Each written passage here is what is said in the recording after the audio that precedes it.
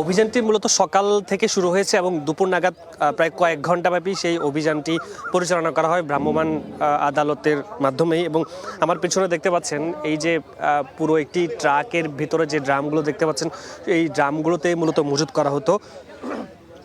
এই মুহূর্তে আমি রয়েছি চট্টগ্রাম মহানগরীর দক্ষিণ পতেঙ্গা এলাকার দক্ষিণ পাড়া এলাকায়।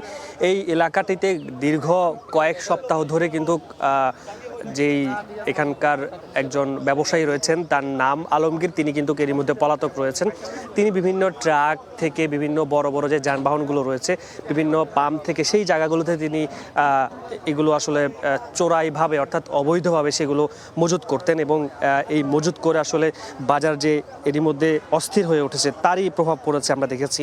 এবং এখানকার মানুষজন বলছেন যে এই এলাকায় আরও বেশ কয়েকটি 5+ স্টার রেটিং প্রাপ্ত দেশের সর্বোচ্চ বিদ্যুৎ সাশ্রয়ী ওয়ালটন এসি স্মার্ট কমফোর্ট এখন নেক্সট লেভেলে। বেশ কিছু ড্রাম রয়েছে, অর্থাৎ যদি বলি প্রায় 6000 লিটার কিন্তু ডিজেল তারা জব্দ করেছেন এবং যারা অভিযান পরিচালনা করেছেন তারা কিন্তু এরই মধ্যে চলে গেছেন। এবং আমরা ভিতরে আরও একটু দেখাতে চাই যে যতগুলো ড্রাম দেখতে পাচ্ছেন সবগুলো ড্রামে কিন্তু ডিজেল রয়েছে।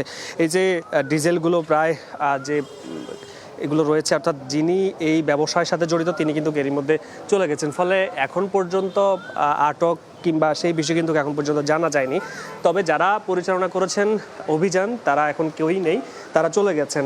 তবে এই যে ডিজেলগুলো জব্দ করা হচ্ছে দেখতে পাচ্ছেন, একদম প্রত্যেকটি ড্রামে কিন্তু এগুলো মজুত করা হতো গত কয়েক সপ্তাহ ধরে। ফলে বাজার যে অস্থিরতা হয়েছে, বাজারে যে জ্বালানির সংকট, সেই সংকট কিন্তু এই অবৈধ ব্যবসায়ী যারা রয়েছেন বা অবৈধভাবে মজুত যারা করছেন তারই প্রভাব পড়েছে।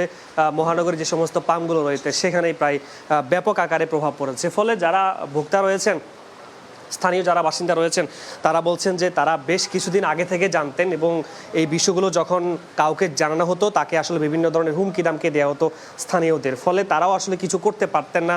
এই ব্যবসার সাথে জড়িত যারা, অর্থাৎ যারা এই অবৈধভাবে তেলগুলো মজুত করতেন, তাদের বিশাল একটি সিন্ডিকেট কাজ করছে গত কয়েক সপ্তাহ ধরে, একেবারেই শক্ত সিন্ডিকেট।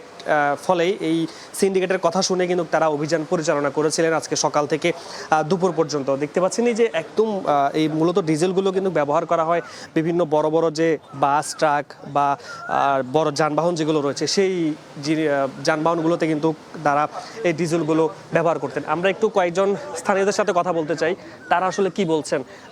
তারা আসলে বলছিলেন যে এই বিষয়টা নিয়ে তারা আসলে বেশ কয়েকজন জানতেন, কিন্তু এখন পর্যন্ত যে দৃশ্যমান যে ব্যাপারগুলো সেগুলো নিয়ে তারা আসলে খুব প্রকাশ করছেন। আমরা একটু কথা বলতে চাই। একটু বলেন তো এই ব্যাপারগুলো নিয়ে আপনারা জানতেন কিনা? এটা জি, এটা আমরা জানতাম বলতে কি এরকম বন্ধ ছিল, আর একটা তেলের ডিপ গাড়ি যেগুলো আছে ওগুলো তেল দিয়ে চলে যায় এখানে। তিনি আসলে যেটি বলছেন, মানুষজন কিন্তু এই ব্যাপারগুলো নিয়ে অনেক বেশি ক্ষুব্ধ। তারা বলছেন যে এই এলাকায় আরও বেশ কিছু অবৈধ ব্যবসায়ী রয়েছেন যারা আসলে এই বিভিন্নভাবে প্রায় কয়েকশো ড্রাম বলা যায় এই ড্রামের ভিতরে ডিজেল সংরক্ষণ করেছেন বা জ্বালানি যে তেল রয়েছে সেগুলো তারা সংরক্ষণ করেছেন। এবং সেই সব জায়গাগুলোতেও যেন প্রশাসন অভিযান চালায়, যেন অবৈধ সিন্ডিকেটের সাথে যারা জড়িত সকলকে যেন আইনের আওতায় নিয়ে আসা হয়। এবং এই জিনিসগুলো যাতে ধরা হয়েছে, এরই মধ্যে পতেঙ্গা থানায় একটি মামলা প্রক্রিয়া রয়েছে। পরবর্তীতে আসলে আমরা জানাতে পারবো সেগুলো আসলে কিভাবে কোথায় নিয়ে যাওয়া হবে।